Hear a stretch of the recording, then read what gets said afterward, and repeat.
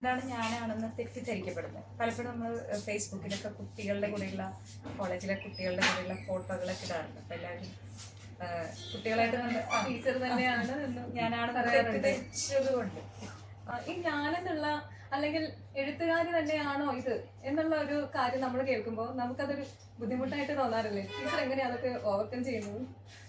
ഈ ഇത് പറഞ്ഞപ്പോൾ മാത്രമേ എനിക്കൊരു ചെറിയ ചമ്മല് തോന്നിയില്ല, പ്രയാസമൊന്നും തോന്നിയില്ല. നമ്മള് രാജലക്ഷ്മിയുടെ ഒക്കെ കഥകൾ വായിക്കുമ്പോൾ കണ്ടിട്ടുണ്ടല്ലോ, രാജലക്ഷ്മി ആത്മഹത്യ ചെയ്യുന്നു, രാജലക്ഷ്മിയാണ് ആ കഥാപാത്രം എന്ന് പറയുന്നതിന്റെ പേരിൽ, അല്ലെങ്കിൽ രാജലക്ഷ്മിയുടെ ബന്ധുക്കള് കഥയിൽ കടന്നു വരുന്നതിന്റെ പേരിൽ എല്ലാവരും അത്തരത്തില് ചോദ്യങ്ങൾ നേരിടാൻ പറ്റാതെ ആത്മഹത്യ ചെയ്യുന്നു. അതെ, അത് ടീച്ചർ ആമുഖത്തില് വളരെ എഴുതിയിട്ടുണ്ട്, സങ്കടത്തോടു കൂടി എഴുതിയിട്ടുണ്ട്. അപ്പോൾ ഏറ്റവും പുതിയൊരു തലമുറയിൽ വരുമ്പോൾ എനിക്ക് തോന്നുന്ന ആളുകൾക്ക് അതൊക്കെ ഒരു കൗതുകം തന്നെയായിട്ട്, അല്ലെങ്കിൽ ഒരു കുസൃതിയായിട്ടൊക്കെയാണ് ഒരു പരിധി വരെ നേരിടാറ്. പക്ഷെ ചില വ്യക്തിപരമായ ചോദ്യങ്ങളൊക്കെ വരാറുണ്ട്. എൻ്റെ ഭർത്താവിനോട് പലരും ചോദിക്കാറുണ്ട്, അവർക്ക് കൂടെ അഡ്ജസ്റ്റ് ചെയ്ത് പോകുന്നത്, അല്ലെങ്കിൽ ഭീകരമാണ്, അവരുടെ കൂടെയുള്ള ജീവിതം ഭീകരമായിരിക്കുമല്ലോ ഇത്തരത്തിൽ എഴുതുന്നത് കൊണ്ട്, അല്ലെങ്കിൽ എൻ്റെ ഭർത്താവാണെന്ന് തെറ്റിദ്ധരിക്കപ്പെടുന്ന ചില കഥാപാത്രങ്ങളൊക്കെ വരുമ്പോൾ ചോദിക്കാറുണ്ട്.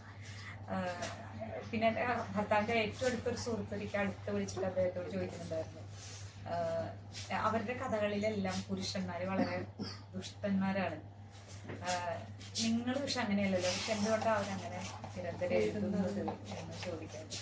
ഇത്തരം ചോദ്യങ്ങളൊക്കെ വരാറുണ്ട്.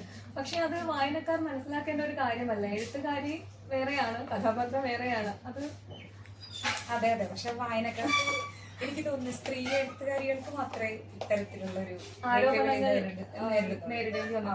ഇത് ഞാൻ ചോദിക്കാൻ കാരണം ഞാനൊരു എഴുത്തുകാരിയാണല്ലോ, ഇതൊക്കെ എനിക്കും ബാധകമായ കാര്യങ്ങളാണ്. ഇത്തരത്തിലെ അനുഭവങ്ങൾ ഉണ്ടായിട്ടില്ല, ഇതുവരെ ആരും പറഞ്ഞിട്ടില്ല.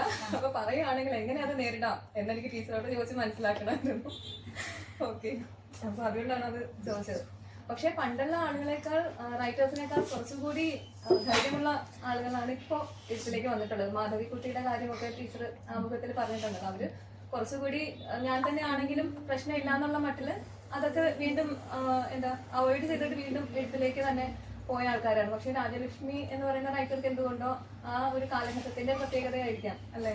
പക്ഷെ രാജലക്ഷ്മിയെ പറ്റി ലീലാവതി ടീച്ചറുടെ ആത്മകഥയിൽ നമ്മൾ വായിച്ചിട്ടുണ്ടാവും. ലീലാവതി ടീച്ചറുടെ ആത്മകഥയിൽ പറയുന്നുണ്ട്, മഹാരാജാസ് കോളേജിൽ ലീലാവതി ടീച്ചർ പഠിക്കാൻ വരുമ്പോൾ അവിടെ ഏറ്റവും ബോൾഡ് ആയിട്ടുള്ള ഒരാളാണ് രാജലക്ഷ്മി. വളരെ ആ ലൈബ്രറിയിലെ മൊത്തം പുസ്തകങ്ങൾ വായിച്ചു കഴിഞ്ഞ്, തിരുവനന്തപുരത്തും അങ്ങനെ യൂണിവേഴ്സിറ്റിയിലെ കോളേജിലെ ലൈബ്രറിയിലെ മുഴുവൻ പുസ്തകങ്ങൾ വായിച്ചത് കൊണ്ട് ബനാറസിൽ പോയി എന്നൊക്കെ നമ്മൾ പറയണം. അപ്പം വളരെ ശക്തയായ, എപ്പോഴും ചിരിച്ചു കളിച്ച് നടക്കുന്ന ഒരാളായിട്ടാണ് ലീലാവതി ടീച്ചർ പറയുന്നത്. പക്ഷെ അതിന് നമ്മൾ നോവലിൽ വരുമ്പോൾ അതിന് നേരെ വിരുദ്ധമായിട്ടുള്ള ഒരു മുഖമാണ് രാജലക്ഷ്മിക്ക് നമ്മൾ അതിൽ കാണുന്നത്. ഓക്കെ, അപ്പൊ എനിക്ക് തോന്നുന്നു ഇപ്പൊ ആരും അത് മൈൻഡ് ചെയ്യാറില്ലായിരിക്കും. അതെ, പുതിയ അല്ലേ, അത് അവരുടെ വായനക്കാരുടെ ഇഷ്ടത്തിന് വിട്ടുകൊടുക്കാം നമുക്ക്. മാധവിക്കുട്ടി തൊട്ട് എനിക്ക് തോന്നുന്നു മാറ്റങ്ങൾ ഉണ്ടായിട്ടുണ്ട്. കബളിപ്പിക്കുന്ന ആത്മകഥ പോലും അതെ അതെ അനുഭവമല്ല, സ്വന്തം അനുഭവമല്ല. അതെ, പിന്നീട് അത് തിരുത്തി പറയുന്നു. അത് വായനക്കാർക്ക് വേണ്ടിയിട്ട് ഉള്ള എന്തോ ഒരു, അതെ, വായനക്കാരുടെ പരിവർത്തനം നടത്താൻ വേണ്ടി ചെയ്തതായിരിക്കും. വായനക്കാരുടെ ഒരു സെൻസിബിലിറ്റി പരിഷ്കരിക്കാൻ വേണ്ടി എഴുതിയൊരു ആത്മകഥ പോലെയാണ്, അല്ലെങ്കിൽ കേരളത്തിന്റെ ഒരു സദാചാര ബോധത്തെ പരിഷ്കരിക്കാൻ വേണ്ടി എഴുതിയൊരു ആത്മകഥ പോലുമായിട്ട് നമുക്കത് വായിക്കാം.